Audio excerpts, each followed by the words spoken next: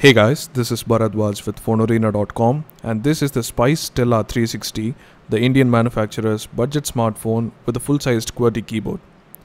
Priced at Rs 4,799, can the phone serve as a bridging gap between the full keypad phones at the low end and mid-range smartphones? Let's find out in our video review. When it comes to design, the phone is obviously very different from the usual stable of slab form factors, as it marries the keyboard along with the now ubiquitous touchscreen. It's completely made in plastic and feels cheap, but considering the price factor, it's alright. The 3.5-inch display on the front sits atop the QWERTY keyboard, and between them are the three capacitive shortcut keys. They usually get in the way while using the touchscreen as well as the keyboard, so we wish they could have also been hard keys instead. Above the display, we have the 1.3 megapixel front-facing camera, the usual couple of sensors and the earpiece.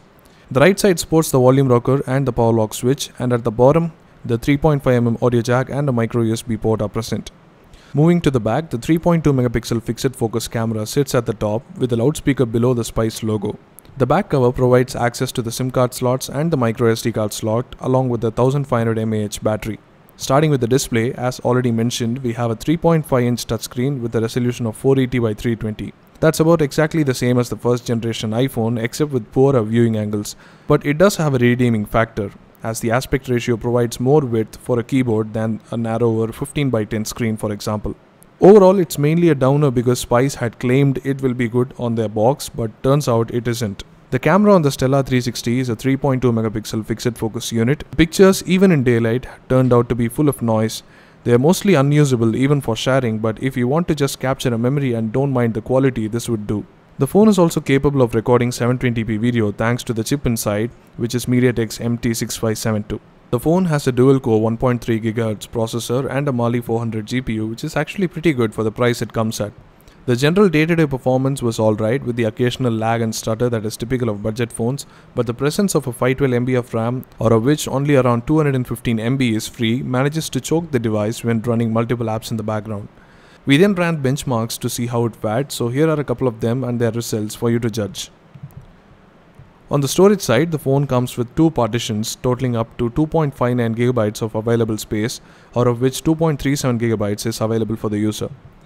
The phone can take up to 32 GB memory cards, which can then be used as a primary storage for app installation, and apps can also be moved to and fro. The phone is dual SIM and has all the options to setting defaults, with one SIM supporting 3G at a time. Now let's talk about the most important part of this phone, the keyboard. Generally, our typing experience coming from a touchscreen was pretty bad, mainly due to the poor build quality and the lack of a D-pad. Plastic is hard and proper tactility is almost missing. Modeled like the BlackBerry keyboard with slanted angles on either sides, it relied on the touchscreen for some things like symbols and smileys. We kept going back to the touchscreen for many things, so we just wished Spice had concentrated on making it a better experience, mainly with the inclusion of a D-pad at the least. That said, the phone runs on Android 4.2.2 Jelly Bean, which is slightly modified to accommodate a few personalization options and different icons.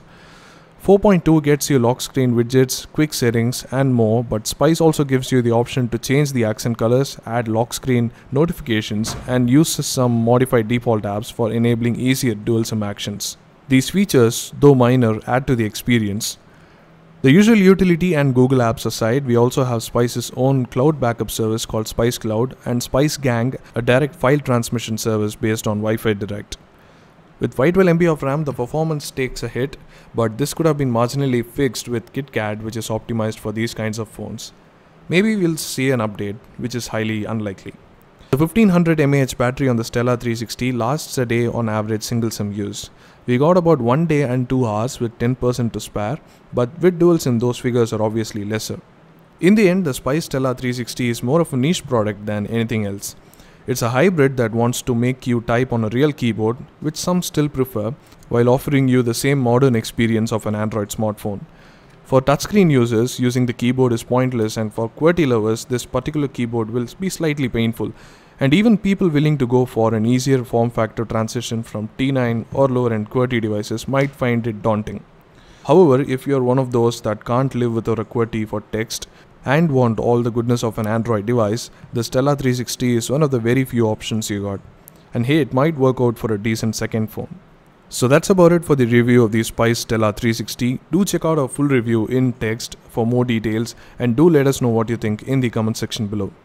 Hit the like button if you like this video, and also subscribe to our channel for more videos like these. Thanks for watching.